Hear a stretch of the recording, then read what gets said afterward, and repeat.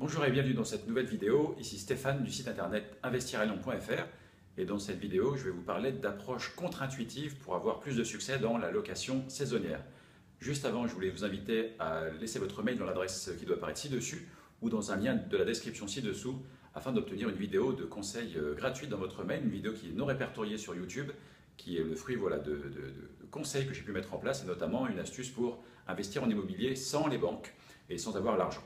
Voilà, aujourd'hui donc pourquoi je voulais vous parler de location saisonnière. Alors c'est une chose que je pratique moi-même dans ma ville à Lyon de manière sous-traitée et il y a notamment un expert de la location saisonnière qui s'appelle Cédric Génin qui m'a fait l'honneur de participer à une conférence en ligne que j'ai pu faire l'année dernière sur l'investissement immobilier.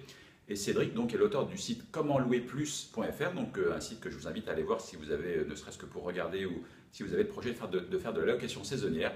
Et dans cette conférence, il nous a livré en fait une astuce très contre-intuitive en fait, pour avoir néanmoins plus de succès, c'est validé sur le terrain, c'est le fait de cibler spécifiquement une catégorie bien précise de clients. Il nous a donné quelques exemples comme ça. Si vous avez un gîte plutôt en zone rurale, eh bien c'est de cibler par exemple les randonneurs et de mettre en place tous les équipements que les randonneurs pourraient rechercher, dont ils pourraient avoir l'utilité. Ça peut être le cas aussi pour cibler par exemple une clientèle de surfeurs. Si vous habitez, enfin si vous avez un site saisonnier près de la mer, eh bien c'est de développer pourquoi pas un partenariat avec un club de surf tout proche pour pouvoir ainsi voilà, offrir des services, offrir des équipements et surtout des services qui n'existent nulle part ailleurs dans votre investissement locatif saisonnier et pouvoir ainsi attirer à vous spécifiquement ce genre de clientèle et avoir ainsi beaucoup de succès. Ça peut être enfin le cas par exemple pour des joueurs de golf.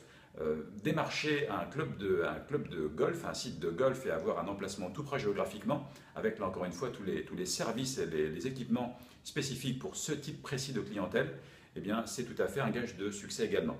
Donc c'est contre-intuitif dans la mesure où on a l'impression de se priver de la majorité en fait des clients et donc du coup d'être trop restreint. Et en fait c'est tout l'inverse, le fait de se cibler sur une niche bien précise, eh bien en fait il est validé, il est prouvé que ça améliore grandement le succès, la durabilité, et puis effectivement tous ceux qui sont venus une fois dans cet investissement immobilier saisonnier vont faire eux-mêmes le travail de bouche à oreille et de publicité pour que ainsi vous remplissiez, vous garnissiez entre guillemets le plus de nuits possible à l'année votre investissement. Voilà.